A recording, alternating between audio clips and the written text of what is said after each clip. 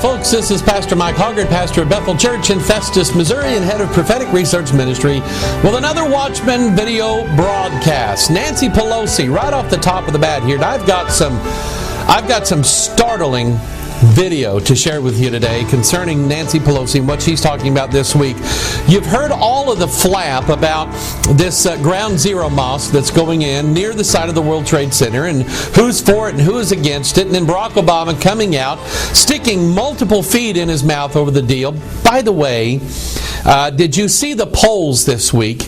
It looks like about 25% of Americans, 1 out of every 4 of Americans believes now that the President of the United States is a Muslim. That's pretty scary.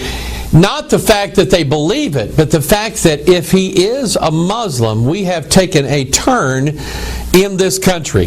And so he's come out saying all the wrong things about this thing. And by the way, this is the same president that basically dissed all the people on the National Prayer Day. You know, he said, I can't go to that prayer thing. You know, I just don't want to. Really what he didn't want to do was he didn't want to make the Muslims mad. And so, does he believe in prayer? Yes, he does. In fact, the White House comes out this week and says, well, everybody knows he's a Christian. I mean, he prays every day.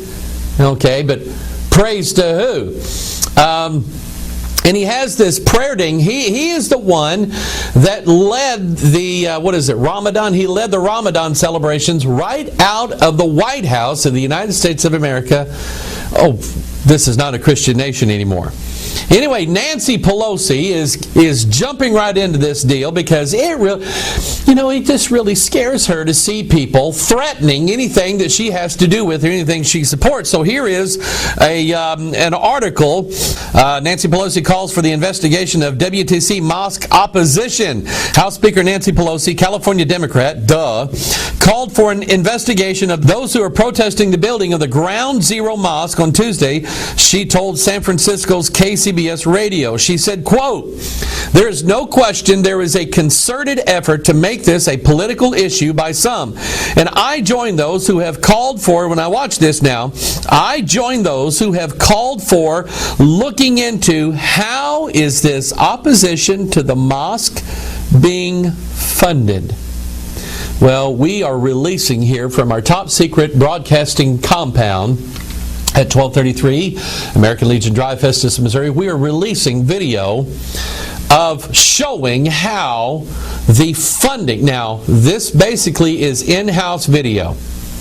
I oppose the building of a mosque in New York City near Ground Zero. So this is just a video that we're releasing now for the general public showing how I get funded. You won't believe your eyes. Take a look.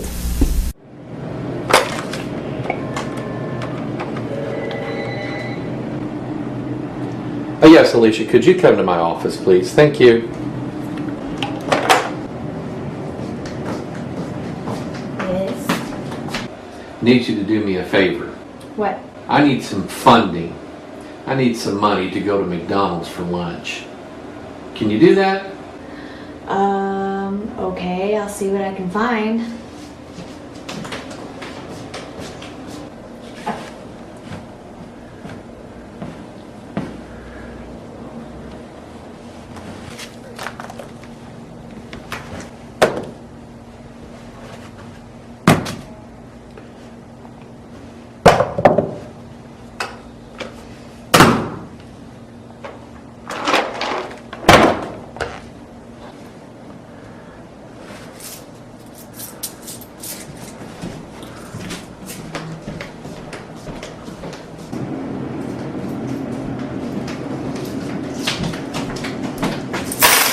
Mom said that's all the funding you get. We just love revealing secrets around here. No secrets around here. This is how we're being funded in our top secret broadcasting compound. You remember this?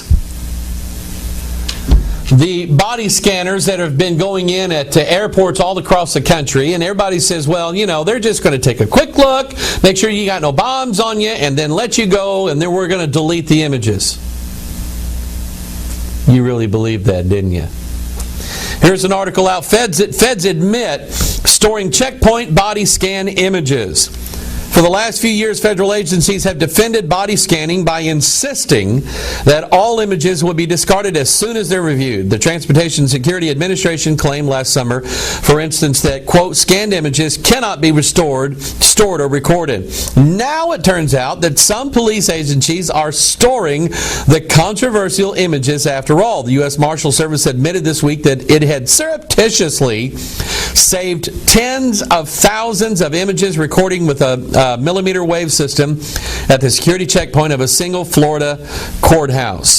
This follows an earlier disclosure by the TSA that it requires all airport body scanners it purchases to be able to store and transmit images for testing, training, and evaluation purposes, and also, by the way, probably to make fun of the people. The agency says, however, that those capabilities are not normally activated when the devices are installed at airports. So who do we believe here? Who do we believe? And I promise you, it won't be long before some of these images are leaked and they end up on somebody's YouTube video or somebody's weirdo site out there. Everybody's staring at all these naked people going through the airport. There is no privacy anymore. There is no privacy. In fact, there was an article that came out last week, Google founder telling everybody in the world, hey, at some point you're going to have your name changed. We know so much about you. And there just is no privacy anymore. Here's another one related to that. This is from WorldNet Daily. The article says, state to citizens, no more petitions for you. Proposal would virtually eliminate citizens' right to decide referendums. An amendment of the Massachusetts Constitution proposed by Democrats, who else, could virtually put an end to citizen-initiated referendums in the state. The amendment proposed jointly by State Rep. Brian Rushing in the House and by State Senator Cynthia Stone Cream in the Senate would exclude any citizen petition that deals with issues concerning a person's right to, quote, the enjoyment of life, liberty, and property according to standing laws. Massachusetts Family Association President Chris Minow opposes the amendment, asserting that it would have a chilling effect on the people of Massachusetts. Not only on the people of Massachusetts, but on the people of America in general. One of the founding principles that we have in this country is the ability to petition our government to change or to correct or to make new laws. That is one of the basic, that is the foundation of liberty that we have in this country, is the ability to say, to ask our government, hey, we think we want a different law in this state. Can you change this for us? People going around getting petitions. But I'll tell you, this thing is directed solely at those who oppose gay marriages and those who are taking a stand in this country for moral issues. They're going to end up banning and making it illegal. We're going to get to a point in this country where it's going to be illegal for you to say anything about anything that's going on in government.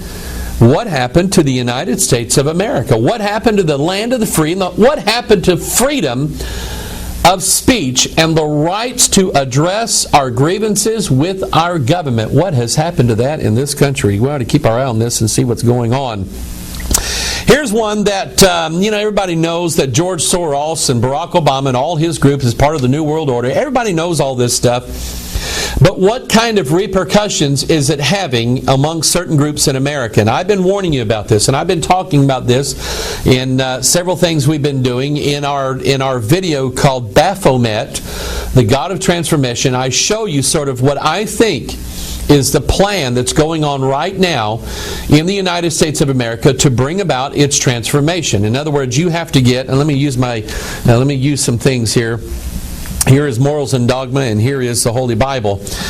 You have to get these things to go, okay? You have to get them to crash into each other in this country, and that's where we're headed right now. And it just seems like that everything that is going on right now in our country, I'm amazed just about every time I read news articles about our government, about the liberal socialists that are taking over our country, and about our president itself. It just seems like they know all the right buttons to push in this country. And I really think I think it's deliberate, and I think it's a dangerous thing. So take a look at this article here. Obama official led Soros fund supporting world government. Sought more UN helmets on U.S. soldiers, membership in International Criminal Court.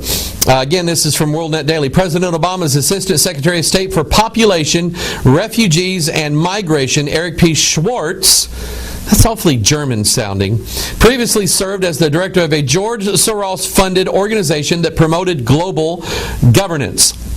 Schwartz also coordinated meetings on behalf of Obama's transition team with a group that advocates placing more blue United Nations helmets on U.S. troops and coercing the U.S. to join the UN's International Criminal Court, which could prosecute American citizens and soldiers for war crimes and other offenses. A 2009 report by Cliff Kincaid, president of America's Survival Inc., warned, now here it is right here, joining the International Criminal Court, here he is, a direct quote, could spark a revolt in the U.S. Armed Forces.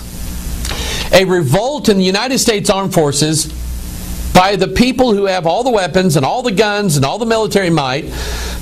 This administration has already pushed them far enough. They've got them involved in a war that they probably cannot win.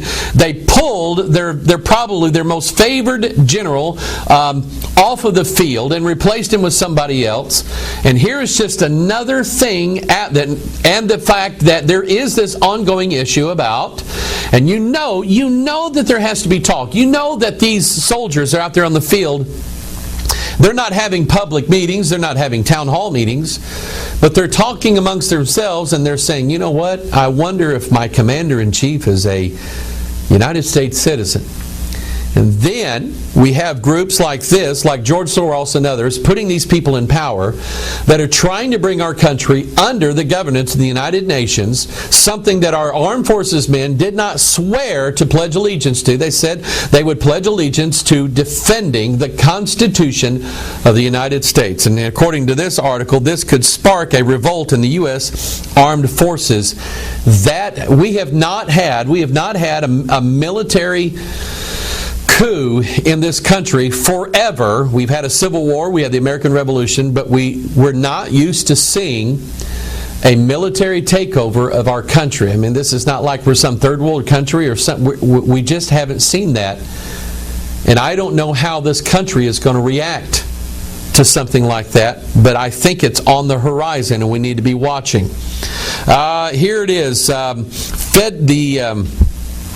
Food and Drug Administration okays first embryonic stem cell research trial on humans despite concerns. They're wanting to despite our concerns. The Obama administration, has approved the bid by cloning company Geron to undertake the first trial involving the use of embryonic stem cells in humans.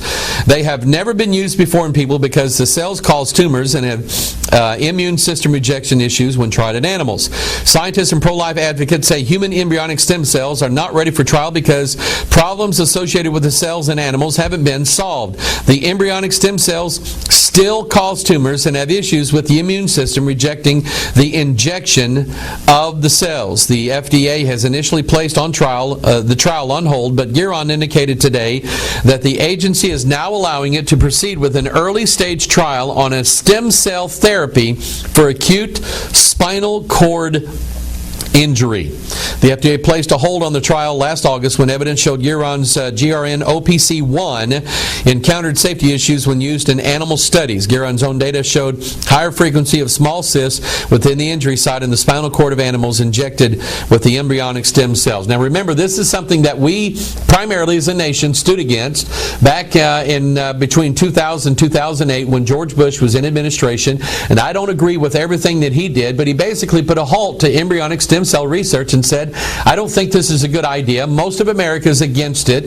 And me personally, they're taking dead baby humans that they have killed. Dead baby humans. And where do I get that from? I get that from the scriptures. Life does not begin at birth. It begins at conception. God told Jeremiah, he said, I called you from the womb. He said that of John the Baptist. He said, I've called him from the womb. Even when John the Baptist was in the womb of Elizabeth, when he heard the message of the angel Gabriel, And when Mary's relating that, saying that she was going to have the Christ child, the Bible said the babe leaped in her womb. He was alive inside of that womb.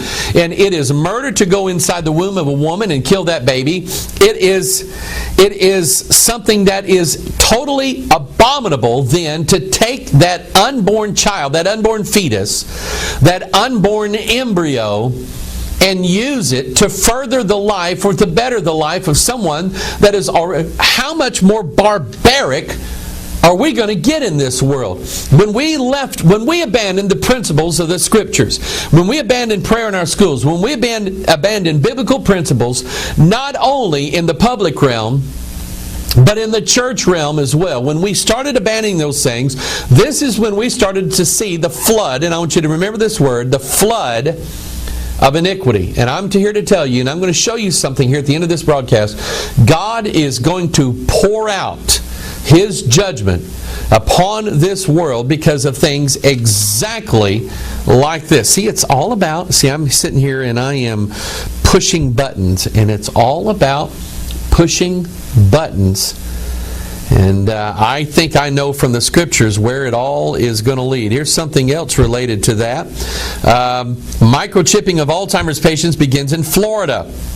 The Delray Beach, Florida-based company VeriChip, wait till you see what I know about them, has announced plans to implant 200 Alzheimer's patients in Palm Beach County with radio frequency identification chips as part of a pilot study to test the new technology. The VeriMed microchip is approximately the size of a grain of rice and contains a 16-digit patient identification number, which is available to anyone who scans the device with the right technology. This number can be entered into a database to retrieve a patient's medical information. The FDA has approved the chip for human implantation. Now, if you've been following the VeriChip thing for years, and yes, I think that it has something to do with the mark of the beast. I don't know exactly what yet, but I'm going to show you something here a little bit from their website that gives us another clue as to exactly what is behind all of this. But if you remember years ago, when VeriChip first came out, they were a company called Digital Angel. I mean, think about that for a minute. And it was a connection. Their website talked about a connection between humanity or between electronics and the human soul. Now, remember a few weeks ago, we did a Watchman broadcast on the singularity and what it is. And it's merging electronics in with the human body to bring us to Godhood. And this is part of that, and there's no doubt in my mind about it. Because I want to show you a clip here from VeriChip's website. I want you to notice their logo. Inside of this, and this is, I guess, meant to represent this grain of rice-sized implant that they put in people. But the logo itself is called the mandorla. Now, the mandorla is a representation. You see here the two circles joined together. The word mandorla simply means almond, and this is an almond-shaped idea, an almond-shaped figure. What does this symbol represent? This symbol represents what is called the sacred feminine, or the divine feminine, or the goddess, or Mystery Babylon the Great, the mother of harlots and abominations of the earth. So when you see this symbol here, and I don't care what religious icon it's associated with, when you see this symbol here, it is associated with Mystery Babylon the Great. This symbol is actually, it's pretty vulgar. It's a symbol showing the female reproductive organ is what it is. That's what it's called. That tells you sort of the mystery behind it and the spirit that is driving all of this electronic stuff and the mingling of electronics and all of this DNA stuff in with human beings. This same symbol shows up. Here is the Washington's monument. Now this obelisk here is the symbol of the male. And then here drawn in, and this was only done just a few years ago, drawn into the little sidewalk layout of Washington's monument is this mandorla symbol showing not only the fusion of two circles or two opposites together, but showing you the sacred feminine that is running, and I believe that Mystery Babylon the Great is running the show in the United States of America. Just get our video called Capital Secrets, and we'll send you a copy of that. By the way, I I haven't said much about it because I haven't known too much about it then, but I am reasonably sure, and this is going along with Cutting Edge Ministries in South Carolina.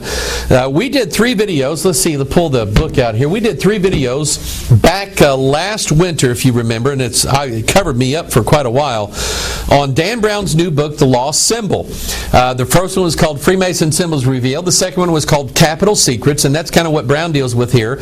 And the third one was The Prophets of the New Order. And from what I understand, those 3 videos are part of a package set along with Cutting Edge videos that's going to show up on shelves, I think, in Sam's Club or Walmart stores. I don't know how many. I don't know how many's going out. I don't know how many they're making.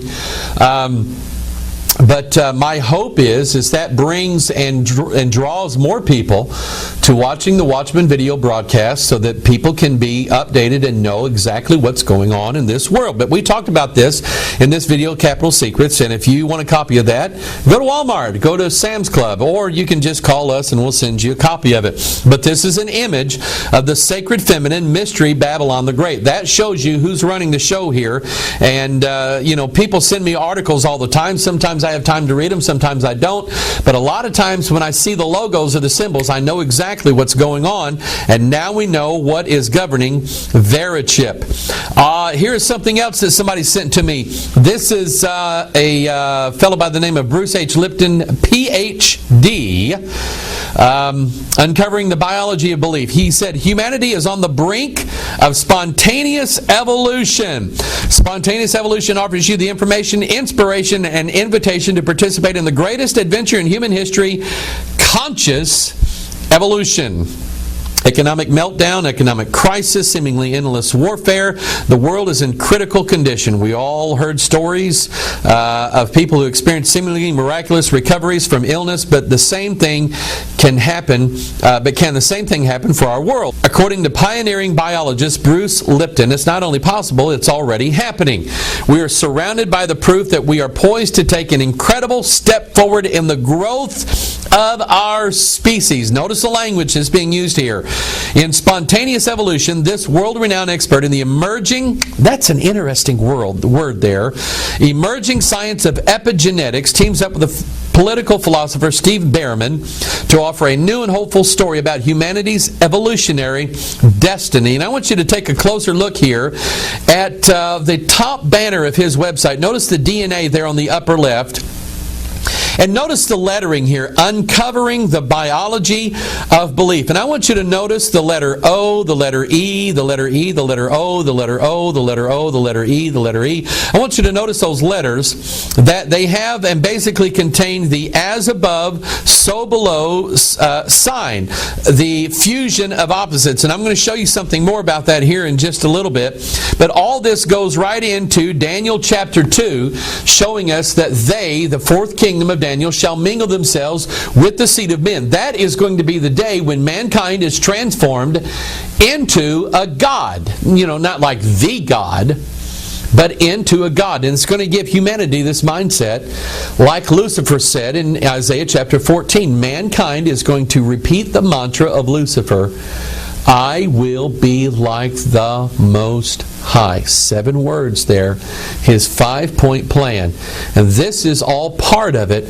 Part of bringing to man's consciousness. That's why these logos are being used. By the way, I am studying some things right now. And if you want to help me out with this, be more than welcome to. I am looking into subliminal advertising, subliminal marketing, how the mind works.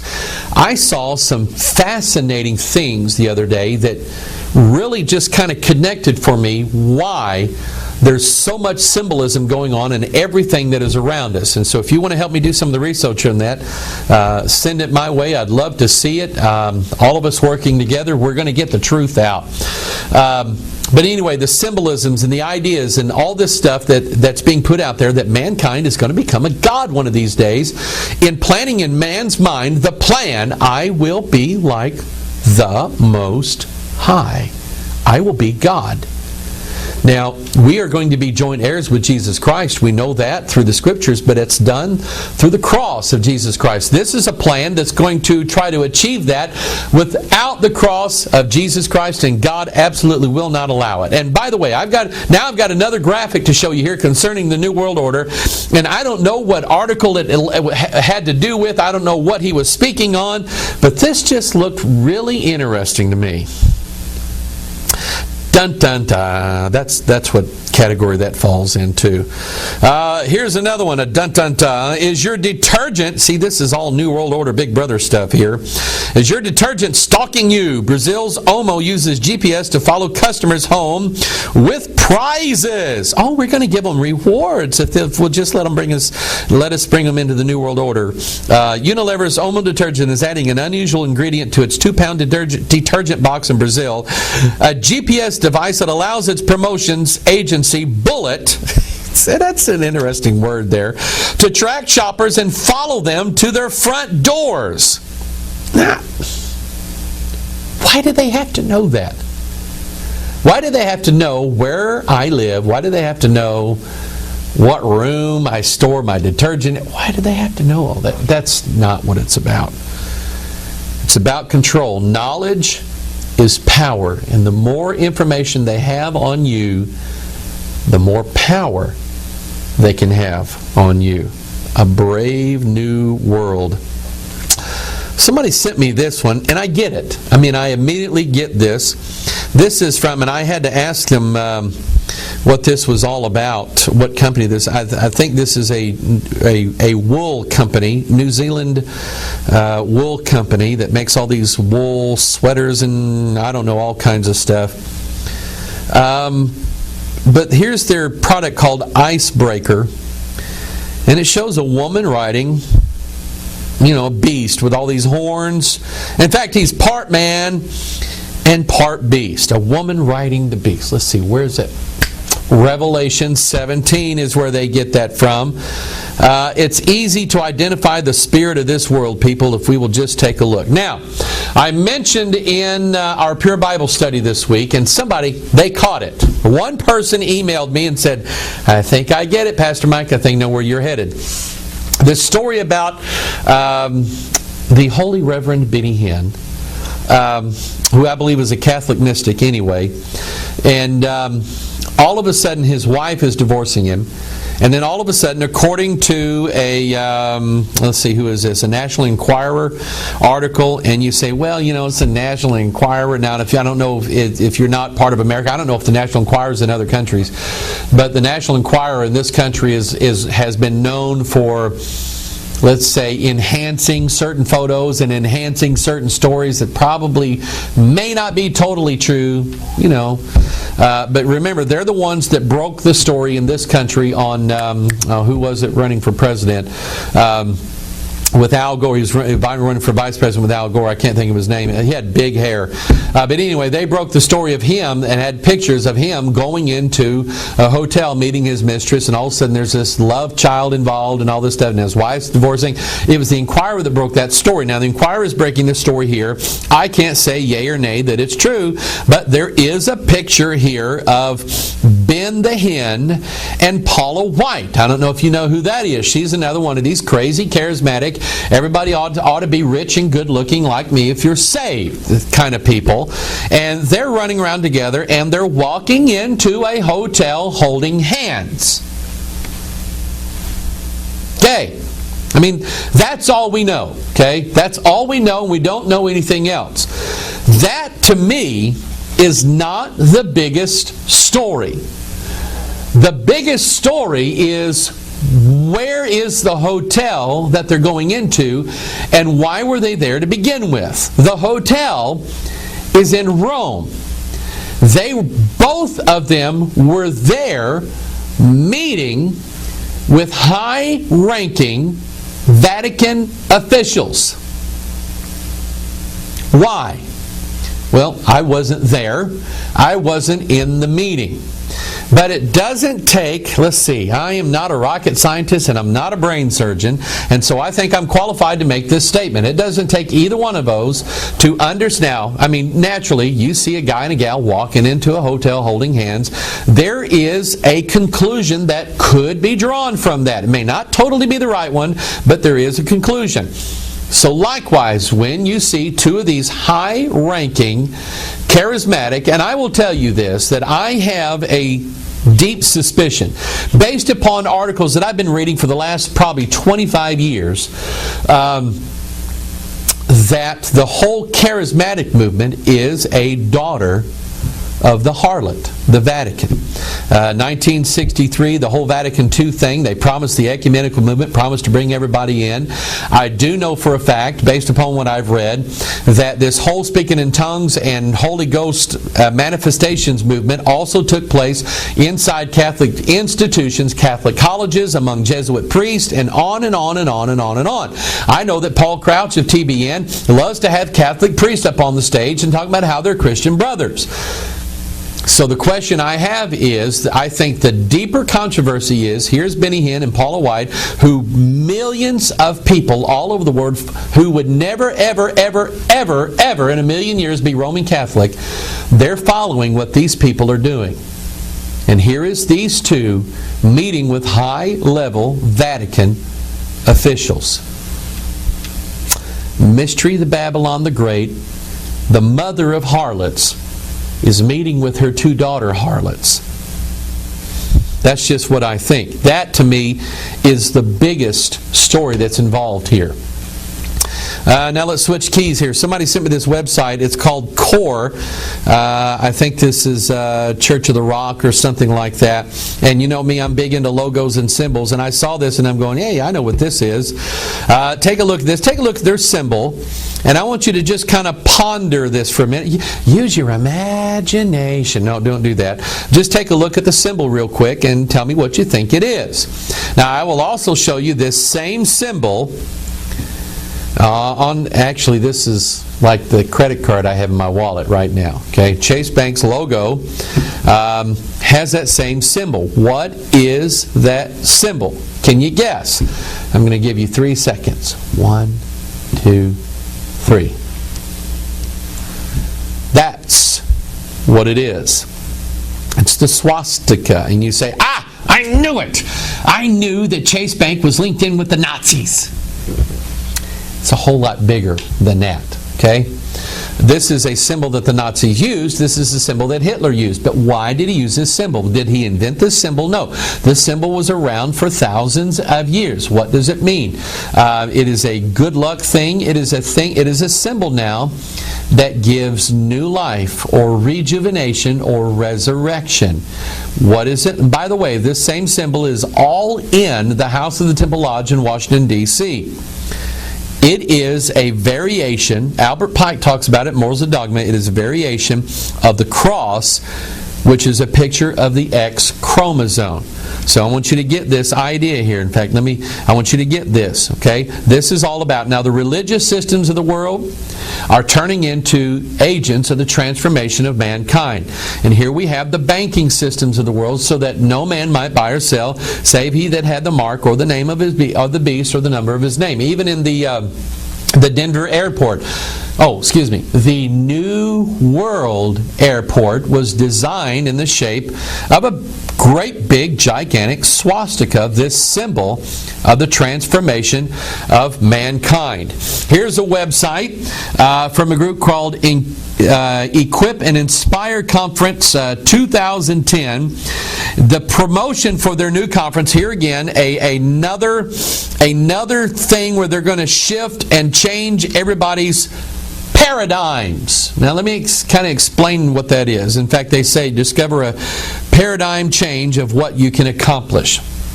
And this is all linked to Godhead, because if you'll listen to the messages coming out of the churches right now, it's all talking about how great you can be and all the potential that you have locked up inside of you.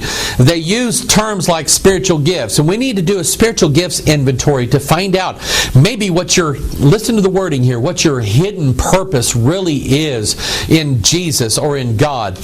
and you start hearing sermons about your potential, your destiny. Things that there's a church right up here up the road called Destiny Church. Used to be an Assembly of God church. Now it's Destiny Church. Find your destiny. And they're telling everybody that mankind is going to achieve greatness. And what this is a cover for trying to get people to covet and lust after godhood, is what it is. And a paradigm is a way that you think. A way that you think. And you think what... Let's see. You think according... And the old school was you think according to the Bible. You think the way the Bible tells you to think.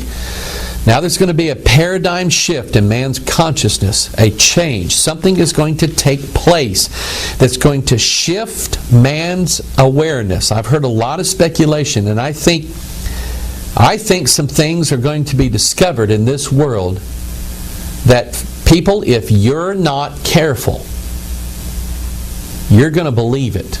If you're not careful, you're going to believe it. We know a lie is going to be told. We know that Jesus said if it were possible, they would deceive the very elect. Folks, this is why you have to get your mind inside the Bible. Is to get so that you understand that there's something that's going to happen that's going to shake the foundations of everything in this world. What is your foundation? If it's on this Bible right here, you will remain standing. All of this has to do with this symbol here. What is this, Pastor Mike? This shows a man. Actually, it's an androgynous figure. It is a male and female. And I don't know if you can catch that by looking at the symbol here of this human, but it is a male and a female together. The androgyny, which is Baphomet, and he's pouring out a pitcher of water. And this symbol is the symbol for the age of Aquarius. You remember this song that came out back in 1969 from the, I think it was a musical called Hair. This is the dawning of the age of Aquarius. Well, they knew and theorized and they wrote about in this song that we were heading in those days, and those are the days that we're heading in right now. And I did a little research on Aquarius because it's interesting, because there's some things right out of the Bible. Imagine that, right out of the Bible, that's going to open up your eyes to this idea of what Aquarius really is all about. So here's a website that talked about it, and they said, by way of contrast, the age of Aquarius and the Aquarian sun sign are symbolized by an angel. Now think about that. An angel pouring water onto the parched earth. This symbol connotes relief, restoration, revival, and recovery. Spiritually, the angel signifies the synthesis of the lessons of the ancient prophets into a unified belief system that recognizes the interconnectedness of all things, including the link between mankind and God. Did you catch that? The link between mankind and God. As above, so below. Thus, the age of Aquarius is marked by unity. Now, there's something here. I want to go to this next slide here, because it says, in the age of Aquarius, humanity will reject arcane, man-made rules, especially outdated religious ritual and dogma. Now, I want to stop right here, because if you remember from our video, The Babel Conspiracy, and I talk about it here in this book, and in the video, The Babel Conspiracy, you remember the tarot card called the Tower. The Tower represented the old systems. And on 9/11, we had the destruction of the towers being brought down so that a new one, with a mosque at its feet, can be built in its place. And so I want you to understand that all of this is talking about the same thing, a paradigm shift, a transformation, a tearing down of the old ways, the old paths that God talked about, and a building up of a new one. So humanity will reject arcane man-made rules, especially outdated religious ritual and dogma, like prayer and Bible reading and preaching on the blood, since the ancient practices often are counterproductive to the soul's journey back to God. For example, I want you to listen to this now. Clerics, which means, religious pastors, will no longer attempt to mediate between us and God. As such, intervention may actually hamper union. Instead, pastors will teach us how to meditate on and connect to the light on our own so that true soul growth may take place. Now, I want you to get this, because when I read this, I went, now I get it. We did a video called The Mysteries of Contemplative Prayer. You need to get this video to know what's going on in the churches, in your neighborhood, and in your denomination. Because there is a transformation shift taking place. And everybody says, Oh, we still believe the fundamentals of the faith. They make it sound real religious. And they say, oh, we believe the Bible.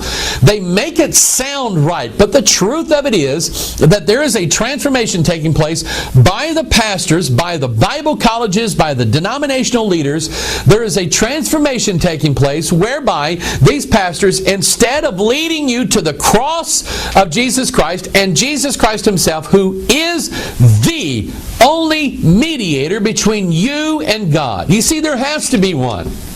There has to be a mediator between you and God, because you are filthy, unrighteous, undone, wicked. There is nothing in you that's any good, and God is holy and cannot be defiled. And you have no right to approach God on your own. That's why when you pray, and I don't care what group you're in, when you pray, especially if you're praying out loud, I believe, I'm just one of these people who believe that you better include the name of Jesus Christ in this prayer. You better be praying in His name. And if that makes you afraid or ashamed, listen, if you're ashamed of God, what does He say? He'll be ashamed of you. Freemasonry. They get together in their little lodges and they pray to the great architect of the universe. They don't pray in Jesus' name because that would be offensive to the Jews and the Hindus and the Muslims and the atheists that are in the lodge. They don't pray in Jesus' name. Why? Because they hate Jesus. And I'm here to tell you, you cannot pray to God without a mediator. And so instead of pastors, the old paradigm, the pastors, instead of the pastors leading people to the cross, where is the mediation between God and men? They're telling, and this, I will tell you what, when I saw this, I just went, that's it. The Aquarian age is about throwing down these old rules, and about now the clerics now are going to be telling people, you can go directly to God. You can connect directly to God inside of yourself by meditative, contemplative, chanting a mantra, mind-altering, conscience-altering prayer called contemplative prayer. Whew. I want to tell you something. I know a little bit, in fact, I know a lot about Mike Hoggard. And I know a little bit about God. And I would not want to meet God face to face without the mediator. I would not want to do that. This is the paradigm shift. This is what the Aquarian age is all about. The article goes on to say Aquarius is an air sign. Does that ring a bell? Which highlights why technology has advanced so rapidly during the Great Cusp. During the Aquarian age, mankind no longer will be limited to water or land-based systems of communication or travel. Hence, during the Great Cusp, mankind invented telephones, satellites, and the Internet, which are all methods of communication. In addition, mankind built airplanes, jets, and rocket ships as air methods of travel.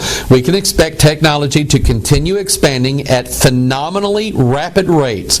The trick will be managing these advanced air technologies until we have safely passed into the new millennium. Do you remember? We were talking about this in a previous broadcast, this new ad campaign by, Verizon, called Rule the Air. This is based upon the scripture where it says, talking about the prince of the power of the air. That is who the last airbender is. He has the power over the air, in fact, over all the elements. And this is exactly what is the representation of the New Age Aquarian movement. In fact, here it is. I finally brought it up here. I remembered it today. The Aquarian conspiracy talks about how, these people are taking over everything. And they are. Jude said certain men crept in unawares. And if you don't think that they're in your denomination's headquarters, I suggest you think again. Okay, they have crept in unawares, but this all goes back to this singularity thing, which, by the way, we're offering as its own video. We're going to include it in our Watchers packets, but we are offering this this Watchman broadcast that we did called "What is the Singularity?" You need to get this one, and for your gift of $6 billion, you can have it. No, I won't do that. But anyway, just call us and tell us that you want it. But anyway, an air symbol, this Aquarian thing, it's about transformation. So here is one of their logos showing two waves. Remember, we talked about that earlier. That is as above, so below. And that is the location of the water that came when the flood came. So the waters came up from the deep and they fell down from the sky. So in the last days, we have the pit opened up once again, and these demons coming up from the pit, and the prince or the king of the bottomless pit, Apollyon or Abaddon. And then we have 1/3 of the angels falling down from heaven. And the Bible talks about as being a flood released in the last days. But I want you to notice again what this androgynous Baphomet is doing. Okay? And I'm here to tell you that everything can be understood by the Bible. What is he doing? He is pouring out. Jeremiah chapter 6, to whom shall I speak and give warning that they may hear? Behold, their ear is uncircumcised, and they cannot hearken. Behold, the word of the Lord is unto them a reproach, and they have no delight in it. Does that sound familiar to anybody? Therefore I am full of the fury of the Lord. I am weary with holding in. Look at what God said. I will pour it out upon the children abroad, and upon the assembly of young men together, for even the husband with the wife shall be taken, the aged with him that is full of days. And their houses shall be turned unto others. Verse 12, with their fields and wives together. For I will stretch out my hand upon the inhabitants of the land, saith the Lord. For from the least of them even unto the greatest of them, every one is given to covetousness. And from the prophet even to the priest, everyone dealeth falsely. They have healed also the hurt of the daughter of my people slightly, saying, peace, peace, when there is no peace. Were they ashamed when they had committed abomination? Nay, they were not at all ashamed, neither could they blush. Therefore they shall fall among them that fall. Notice the language here, and we talked about this in our Pure Bible study this week. At the time that I visit them, they shall be cast down, saith the Lord. Now look at verse 16. Thus saith the Lord, stand ye in the ways and see, and ask for what? Not a new paradigm, not a new way or a new era or a new breed. He said, ask for the old paths, and where is the good way, and walk therein, and ye shall find rest for your souls. But they said, we will not walk therein. Also I set watchmen over you, saying, hearken to the sound of the trumpet. That's the Bible. But they said, we will not hearken. Now I want to stop right here. Here is the old ways right here. This old King James Bible. And notice you go into churches, and do you hear the King James Bible being preached anymore? The answer is, by and large, no, you don't. Nobody preaches this Bible anymore. No one uses it. They might throw some verse up every now and then up on the screen that agrees with their sermon, because it says what they want it to say. But this is the old paths right here. And God said, seek them out. This is the trumpet that we're to hearken to. And God said, you're not going to seek out you want a new paradigm. You want a shift in consciousness is what you want. And I'm here to tell you, watch this now. Because God said, is this what you want? Is this what you really want? I'm going to pour it out upon you. Notice what else it's associated with. Samuel said, gather all Israel to Mizpah. This is 1 Samuel chapter 7. And I will pray for you unto the Lord. And they gathered together to Mizpah, and drew water, and poured it out before the Lord, and fasted on that day, and said there, we have sinned against the Lord. And Samuel judged the children of Israel in Mizpah. Now, I like seeing dual themes in the Bible. This is a prophecy. And at the time when God's judgment is being poured out upon the wicked Gentile world. Now watch this. He is going to, in fact, I'm going to wait, see if you can figure this out. Okay? Here is a restoration of Israel. Israel now comes to the place where they say, we have sinned. We have sinned against the Lord. They're confessing their sins and repenting. And God's going to forgive them. Now notice what the Bible says. Psalm 22. This is a prophecy of Jesus on the cross. Look at what he said. I am poured out like water. All my bones are out of joint. My heart is like wax. It is melted in the midst of my bowels. Who is it that's being who is it that's being poured out? Remember what water, if you need to get our video, we just come out with it called Revelation 6:6, and I explained to you what water represents in the Bible. Okay, I'll just tell you, it represents the Bible. Jesus Christ. The Word of God is what water represents. I am poured out like water. He said this concerning the cross. And what happened? Literally, what happened on the cross? When they pierced His side, blood and water, what happened? It was poured out. It issued forth from His side. I just like the Bible. Okay, I love this language. Mark chapter 14, and He sendeth forth 2 of His disciples, and saith unto them, Go ye into the city, and there ye shall meet a man bearing a pitcher of water. Follow him. This was to be the sign of the Passover, the crucifixion, the resurrection of Jesus Christ. It was all initiated by this sign of a man carrying a pitcher of water. Something's going to be poured out in the last days. Look at this, Joel chapter 2. And it shall come to pass afterward, here it is. See if you got this, that I will pour out my Spirit upon all flesh. And your sons and your daughters shall prophesy, and your old men shall dream dreams, and your young men shall see visions. And also upon the servants and upon the handmaids in those days will I pour out my Spirit. You see, God, watch this now, and this is the dual nature here of the last days. Because as water was being poured out in the earth in the days of Noah, this water was at one time, it was destroying and judging the earth. It was simultaneously saving the 8 that was in the ark. And remember, this number 8 has to do with circumcision. Men is circumcised on the 8th day. That's a symbol to Israel of their future salvation. And Peter also talked about that 8 is being saved by water. Okay? So water, while it's condemning the world, it is saving these 8. And this is what God this is what God is trying to send, the message He's sending to Israel in the last days. He said, I'm going to pour out my Spirit upon all flesh. Jesus said, I am poured out like water. So the idea is that Jesus is this water that is being poured out to Israel in the last days. They are going to receive of the Spirit of God, the Spirit of Jesus Christ, and not by animal sacrifices either. And don't believe anybody that tells you that. But this is what's coming in the last days. And then we go to Revelation chapter 16. And I heard a great voice out of the temple saying to the 7 angels, Go your ways and do what? Pour out the vials of the wrath of God upon the earth. Listen, people, there's this whole Aquarius age and all of this stuff that's being talked about. Oh, Marilyn Ferguson, I think she's dead now. She died not knowing what she was talking about. She thought she was doing mankind some good.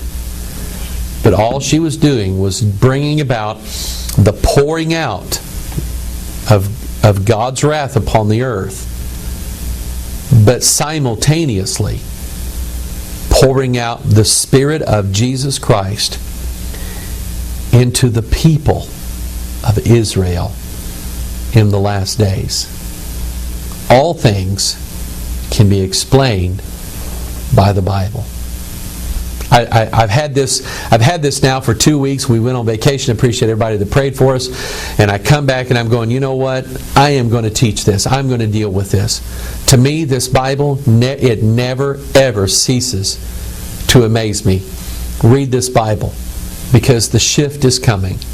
Read this Bible so that your faith will not be shaken in these last days. This is Pastor Mike. I appreciate you so much. I love you. Thank you for all those who pray for us here every day. Sometimes I'm just brought to tears by the love of people that I've never met. People that I think I would like to meet and would care about you. I don't mind being your pastor. I don't mind being your long distance pastor. I kind of like that.